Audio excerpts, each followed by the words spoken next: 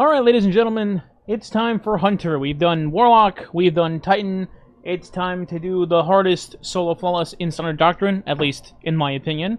And that is going to be running on Hunter. So we're going to do the same thing we did for the other characters. We're going to start with each encounter. We're not going to do the traversals, because you guys know how that works. You just go through, do a little puzzle, get to the boss, yada yada. So let's jump straight into the first encounter. Now, this is a solo flawless video, not a dungeon guide video, so I'm assuming you're going into this already knowing how the dungeon works and the basic mechanics of each encounter. So I'm not going to explain that. We're going to move past that and just go straight into helpful tips for you to complete the encounter and avoid doing additional busy work for no reason or potentially dying because you're doing extra stuff.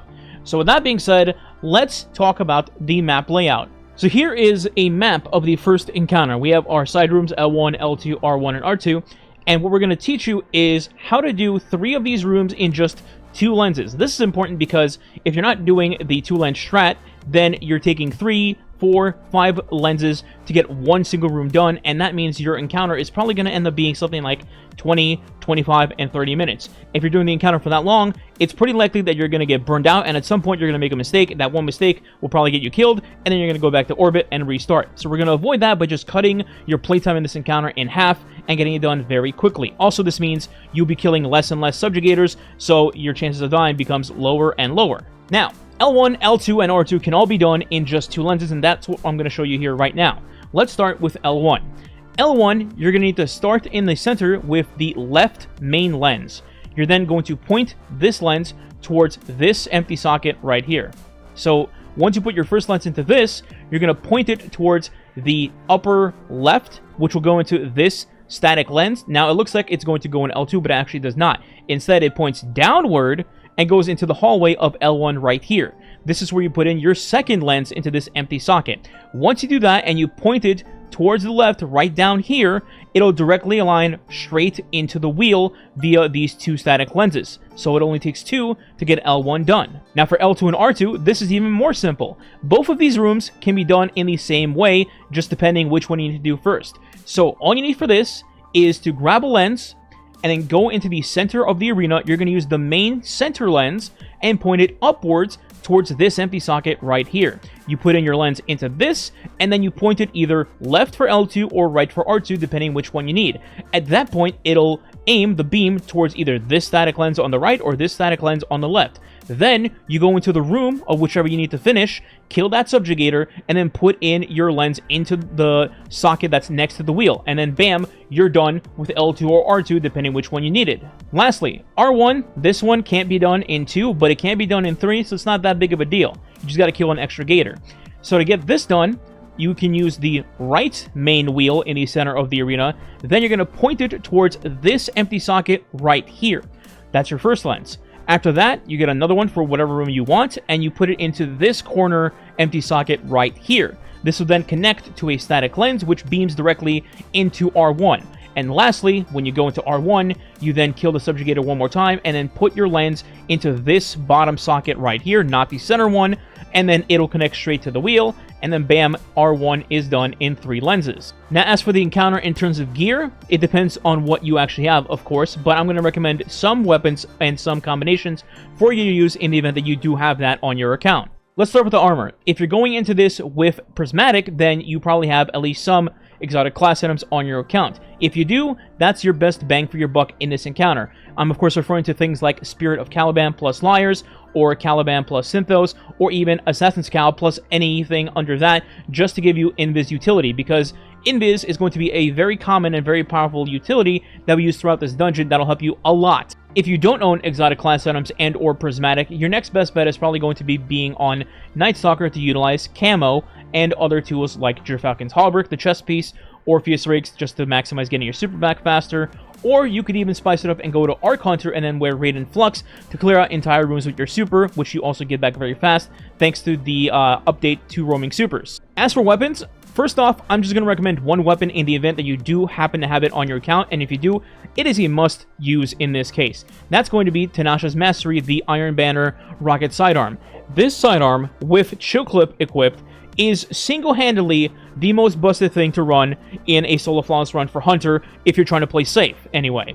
This thing shoots one single enemy just one time and instantly makes you invisible. This is such a fantastic utility to use anytime that you think you're in danger or you're in low health or there's just too many ads around you. You simply just shoot one, which typically it'll kill any red bar enemy in one shot. Then you go camo and you get away for free, you heal, and so on. My next recommendation is going to be fusion rifles. Any fusion rifle. As long as it has a decent roll, you're fine to use whatever it is, regardless of slot, affinity, and so on. Mainly, the reason for this is because we have particle reconstruction this episode, which immediately pumps the damage of all fusions and linear fusions, and this is great to use on subjugators, which you're going to run into throughout the entire dungeon, constantly having to deal with them. You can also utilize something like Lord of Wolves if, again, you're going to blind or freeze a subjugator and then go straight up to it and pretty much one-shot it. Or you can utilize Choir of One from a distance if you happen to have played episode Echoes and done the exotic mission. And in our heavy slot, I'm going to recommend using either a machine gun for ad clearing purposes, pretty straightforward, or utilizing an eager edge sword. I personally like using an eager edge sword because it helps me just get around the arena that much faster in the event that I'm either searching for a Grim or if I'm just reading the message in the middle of the arena to figure out what the puzzle is. For example, if I see in the middle of the arena that it says give Guardian, I'm assuming it's probably going to be Traveler, so I'm immediately going to hunt down which room has Traveler rather than just walking around in each room looking for the Grim. Additionally, it also could be used as a defensive mechanism when, let's say, a Stasis Scion puts you in a dust field, or one of these Strand Scions pull you forward and you need to get out of that room. You just turn around, eager edge, and then you're back to safety. Same thing kind of goes with the husks in the middle too. They can be super annoying, and I just don't want to deal with them half the time, so I just kind of skate by them and tell them to go F themselves. But that is pretty much all you need to know for the first encounter to get it done in a timely fashion, so let's move on to the second encounter. So, Zoetic Lockout, I think it's fair to say, is a nightmare encounter for hunters out there trying to get their solo flawless in this dungeon, and I'm here to help you solve that nightmare. So typically, you see people doing the usual Parasite strat and trying to, like, 12 phase this encounter with Hunter. We're going to change that and try to cut it down to just 3 phases. That's it. Now that might vary a little bit depending on your account and maybe ammo constraints, or maybe you made a mistake here or there and you're trying to pivot, but generally speaking, we're trying to not be in here for 12 phases and an hour and a half. Let's first go over what your objective is going to be in here to not die. So what I'm going to recommend is a little chaotic, but stay with me. Your OBJ is going to be put kill on the 4th wheel, and aside from that, you just want to avoid getting the hive symbol on the other wheels, and that's it. You don't go for stop, stop, stop. You just avoid hive, or at least try to avoid it as much as you can, and then plant kill in the 4th wheel when you're ready. That's it. Now you're immediately going to think, but Sneak, I'm going to get swarmed. There's going to be a ton of enemies on me non-stop. Actually, yeah, that's the point. We want that to happen, because in the strategy that I'm showing you, we want to get our super twice every single damage phase that we get. To accomplish this, we want to have a bunch of enemies up on the field, because we're going to utilize some mods in the armor to get our super back a second time after using it once to start the damage phase. Now the full build with the dim link will be in the description below, but to give you a small summary, I am rocking Storm's Edge on Prismatic Hunter. I'm utilizing Tenacious Mastery as my kinetic slot, a fusion rifle, in this case Cartesian, in my energy slot, and then Anarchy in my heavy slot. Then for my exotic armor, we're running Star Eater Scales to pump our super when we use it in the damage phase. For our abilities, the main ones to take away from this are going to be using Combination Blow as our melee, and then Grapple as our grenade. Then in our aspects, we're using Stylist Executioner to proc Invis, that I mentioned earlier, with Tenacious Mastery with Chokelip, and also Winter Shroud to slow enemies when we dodge near them to provide a Darkness debuff onto them.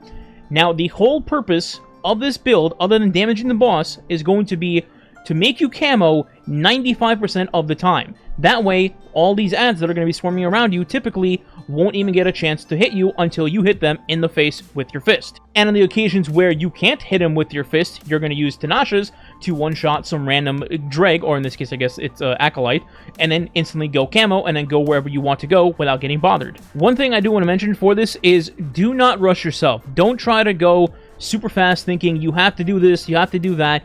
Take it nice and slow. Remember, if you keep going invis, nothing can actually hurt you. All you have to do is try to avoid ogres as much as you can. But if you happen to somehow get ogres to spawn in. If you get yourself in a good spot, that's where the fusion rifle comes in. That's basically the only reason I have a fusion rifle equipped for this encounter, is if I happen to get ogres, I have a fusion to deal with them when I need to. Now let's talk about damage. You guys might be thinking, okay, Anarchy makes sense. That's typical for this encounter given how the boss works. Why are you using Storm's Edge though? Isn't it turbo ass typically?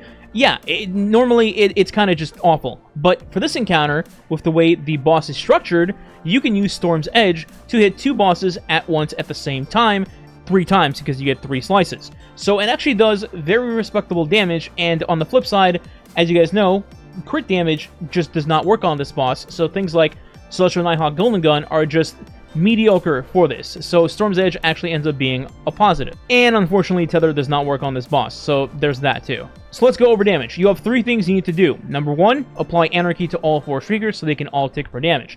Number 2, use your super on 2 Shriekers at once. You do this by firing your knife with your super in between 2 Shriekers. You can do the left pair or the right pair, it doesn't matter which one, both can work. But you basically hit the center between both of them, and if you do it correctly, it'll hit both of the Shriekers at the same time. Do this 3 times with your super, and then your super's out. After that, your job is going to be literally fisting the hive. That sounds weird, but that's what you're going to do, okay? So, the strategy here is for you to utilize a couple of mods in our armor. Mainly, we're going to use 3 copies of Heavy Handed in our gloves, and then we're going to use 2 copies of Dynamo and 1 copy of Hands-On in our helmet. If you don't know what those do, essentially, Dynamo decreases the cooldown of your super, and then Hands-On gives you super energy when you get melee kills. So you probably see where this is going.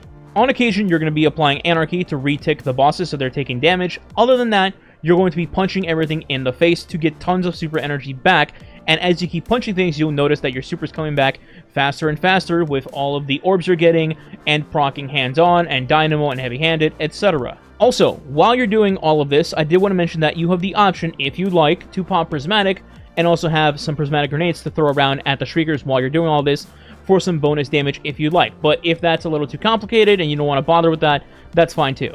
If done correctly, by the 80% mark or so on the lock set timer for the damage phase, you should have your second super back. If you do, go ahead and pop it again on either pair of the Shriekers to get in some more chunky damage, and by this point, either your damage phase is over, or maybe you can squeak in a little bit more Anarchy action, but aside from that, you can just go ahead and hard reset. Once damage is over, you go ahead and just redo what you did to start this encounter. If there happens to be an ogre on the side that you used your super on with the Shrieker bosses, you might want to clear that ogre out using your fusion rifle just to make things a little easier. You don't have to go to the other side and clear the other ogre out, he's just going to stay there the entire time, so you can just micromanage that way. Again, just as a reminder, you don't have to rush through anything, just go at your own pace as you need. Remember, you're going camo non-stop, so you should be relatively safe the entire time. So you can do either a scouting mission to go look at the other wheels to see if you can change them to not be hive, or you can just go look at the 4th wheel and see how many you need for kill, and then go pick up the amount that you need, because there's going to be a ton of knowledge on the ground by this point from killing all of the wizards. It's also important to keep in mind that you go around and collect heavy before locking in kill. That way you have some Anarchy ammo going into the next damage phase, and it's not just you swinging your super and then you're done. This might look intimidating at first, but trust me, if you actually try it out and get familiar with the patterns and just get into the flow of things, it's actually much easier than it looks. And most importantly, it is very, very safe while still providing you great damage. And with that said, let's go to the final boss to finish this off. So for Kirev, I won't lie to you, this encounter compared to completing Zoetic is a complete joke. This boss, you have to actively try to sabotage yourself to actually die with the setup we're going to be using. The hardest part about staying alive for this fight is going to be during the damage phase, where the fire starts happening before the damage phase is over, and you want to get some extra shots in, but you're going to burn if you do that, so you want to micromanage that and not die. That's the toughest part. For this encounter, the core concept is going to stay the same. We want to go camo as much as humanly possible, but we're going to be doing it in a little bit of a different format. So we're swapping out our Star Eater scales, and we're going with an exotic class item if you have it available to you. In my case, it's going to be Spirit of Caliban and Spirit of Liars. Plus, we're keeping Tanash's Mastery to apply Chill Clip to either go Invis or to apply a Darkness debuff on an enemy before you punch it in the face for bonus damage. For our energy slot, I recommend putting in any weapon that you might have that has a Heal Clip perk on it. I think that's pretty valuable for most people to have in this encounter, especially if you don't have something like a Chill Clip weapon making you go invis all the time. Simply put, you kill an enemy, reload, and then Heal Clip will heal you. It's pretty straightforward to help you stay alive. Then in our heavy slot, for our heavy weapon, I ended up going with Queenbreaker, as it got a massive buff in multiple ways this episode. Linear's got a global 10% buff in damage. Queenbreaker also became a 3 burst with a different sight on it. I believe it's called the combat sight. And then also, its new catalyst gives it rewind rounds, which lets you almost never reload during a damage phase, and that's exactly what we want for this. Now for damage, we are going to swap exotics, but before we get to that, let's talk about the first half of the encounter. So you're going to start the encounter, read the wheel, see what you need as usual, or you'll kill the Grim and find out that way, depending which way you want to do it. Then you're going to deal with the subjugators one by one, probably, or at least one of them.